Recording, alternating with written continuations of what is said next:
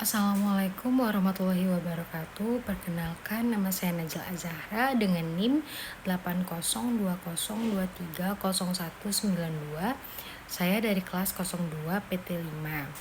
Pada kesempatan kali ini saya akan mempresentasikan materi machine learning dengan judul analisis tweets menggunakan algoritma random forest, support vector machine atau SVM, dan key nearest neighbor atau KNN. Presentasi ini disusun oleh saya Najla Azahra dengan dosen pengampu Bu Erisha Rashwir Eskom MT. Melalui video ini saya akan menjelaskan latar belakang dataset yang digunakan metode machine learning yang diterapkan, hasil pengujian algoritma perbandingan kinerja, hingga kesimpulan dari analisis yang dilakukan. Topik ini dipilih karena sangat relevan dengan perkembangan teknologi dan penggunaan media sosial di era digital saat ini. Di era digital saat ini, media sosial telah menjadi bagian yang tidak terpisahkan dari kehidupan manusia. Salah satunya, platform media sosial yang paling banyak digunakan adalah Twitter. Twitter memungkinkan pengguna untuk berbagi informasi, opini, berita, atau pengalaman pribadi dengan bentuk teks singkat atau disebut dengan tweet. Namun, di balik kemudahan tersebut terdapat permasalahan yang cukup serius, yaitu munculnya tweet spam. Tweet spam dapat berupa iklan berlebihan, promosi otomatis, pesan dari bot, hingga penipuan atau scam yang dapat merugikan pengguna Twitter. Keberadaan tweet spam menimbulkan berbagai dampak negatif, antara lain mengganggu kenyamanan pengguna karena memenuhi timeline, terus menyulitkan pengguna dalam menemukan informasi yang benar-benar relevan, berpotensi membahayakan pengguna melalui tautan berisi malware atau penipuan, dan menurunkan kualitas informasi yang beredar di platform Twitter sendiri. Dan jika dibiarkan, permasalahan ini dapat mengurangi kepercayaan pengguna terhadap media sosial. Oleh karena itu, dibutuhkan sebuah sistem yang mampu mendeteksi dan mengklasifikasi tweet spam secara otomatis, cepat, dan akurat. Salah satu solusi yang dapat digunakan adalah dengan memanfaatkan machine learning, yaitu teknologi yang memungkinkan komputer belajar dari data yang mengenali pola tanpa harus diprogram secara eksplisit. Dalam penelitian ini digunakan dataset tweets CSV, yaitu kumpulan data tweet yang telah diklasifikasikan. Dataset ini memiliki dua komponen utama, yaitu text tweet dan label tweet. Text tweet itu yang berisi pesan dari pengguna Twitter, sementara label tweet itu yang menunjukkan apakah tweet tersebut termasuk spam atau non-spam. Dataset ini sangat penting karena berfungsi sebagai data latih dan data uji bagi model machine learning. Semakin baik kualitas dataset yang digunakan, maka semakin baik pula kemampuan model dalam mengenali pola tweet spam.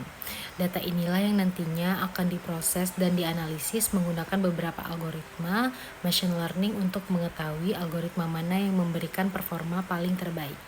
Metode yang digunakan dalam penelitian ini mengikuti tahapan umum pada proses machine learning. Tahap pertama adalah input data tweet, di mana data set tweet CSV dimasukkan ke dalam sistem.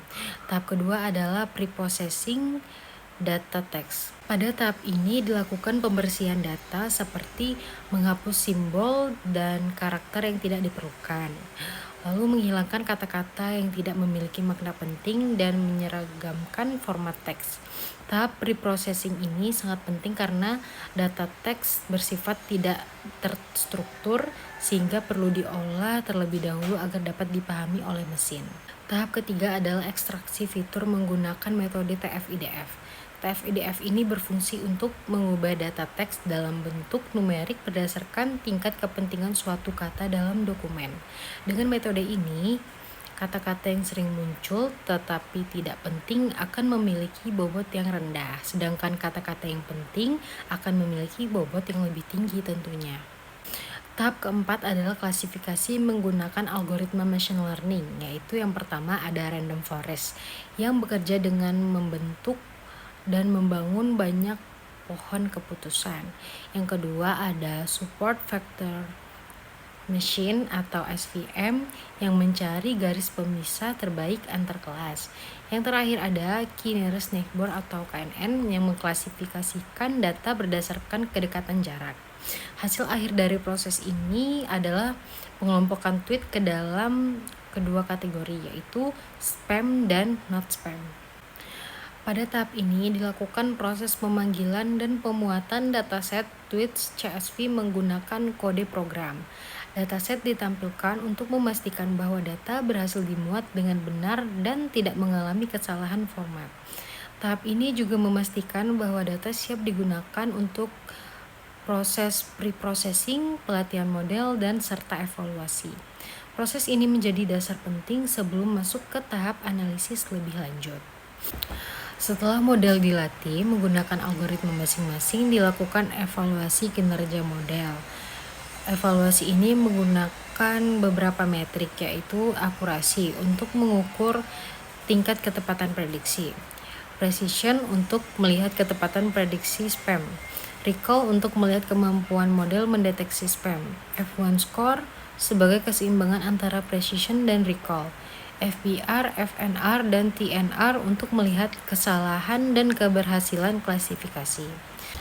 Hasil evaluasi tersebut ditampilkan dalam bentuk grafik sehingga memudahkan dalam memahami performa masing-masing algoritma.